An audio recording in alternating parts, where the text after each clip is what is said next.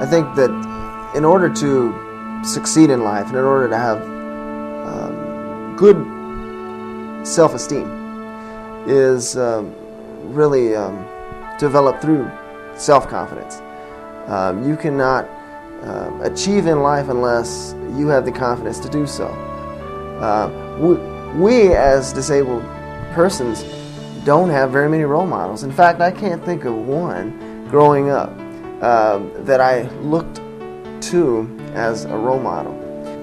My biggest role model is my twin brother to this day. I have an identical twin brother. He always helped me. He always carried my books if I needed it, walked to school with me.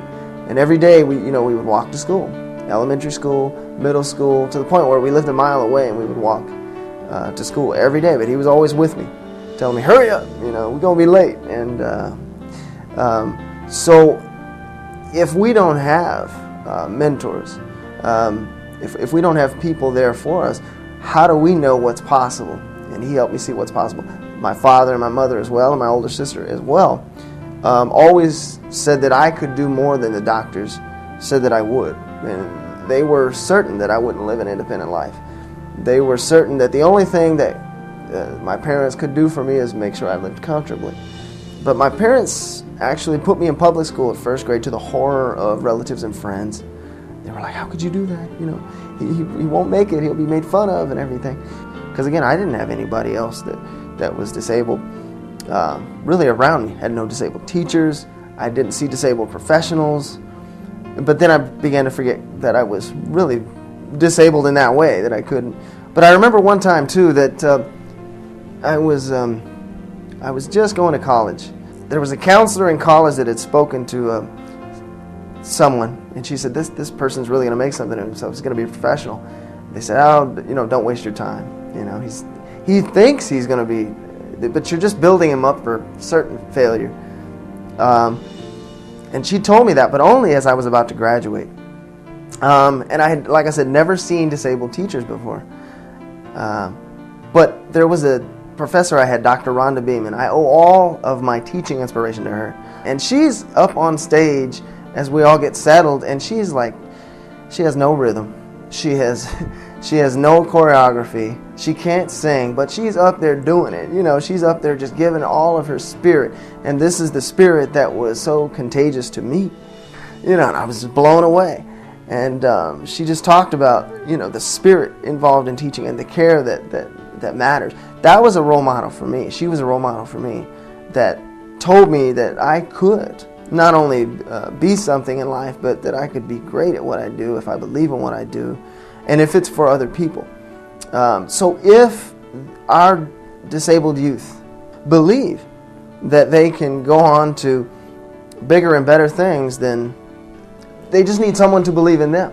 And if someone believes in them, beyond their family, because we hear it from our family, and we know they love us, and we know they care, but if somebody else reaches out and believes in us.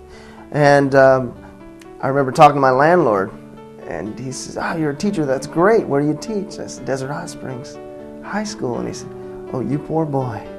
You poor boy. And I was like, poor boy, what do you mean? He said, oh, you'll find out. Those kids. You'll find out about those kids. Well, 10 years later, I found out that those are the kids, like our disabled kids, like our disabled people. Those are the kids that need people to reach them the most, because they're often forgotten or stereotyped or labeled as the kids from the wrong side of the tracks. And I've been very lucky, very supportive. Don't mean to toot my own horn, but somehow was honored, with a District Teacher of the Year a few years back. So basically, if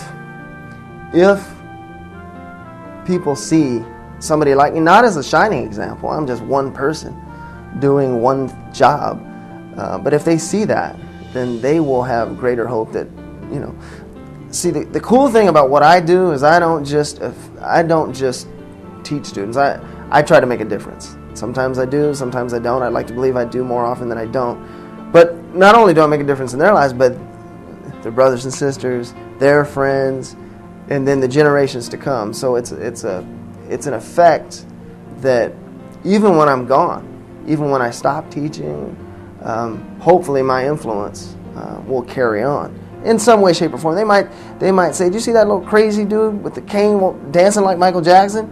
I don't remember his name, but man, did he have some spirit. Man, did he have guts." They'll remember all the crazy things I did and taking a chance. So if the kids understand, especially the youth we serve, that you got to take a chance, but you have to have someone to believe in, because any teenager are playing a poker game, and they're playing a poker game with 5 million people watching, because everybody watches everything they do. They're convinced of it, and nowadays it's almost true.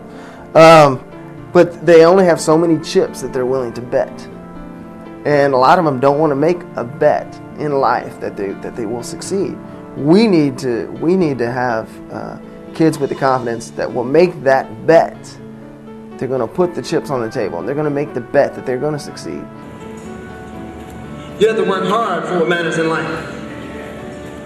And you're going to have to work hard if you want to succeed. If you want to do something you enjoy, I'm lucky and a lot of other people are lucky. You see what's happened? Somebody messed up this stage, and sooner or later I'm going to trip.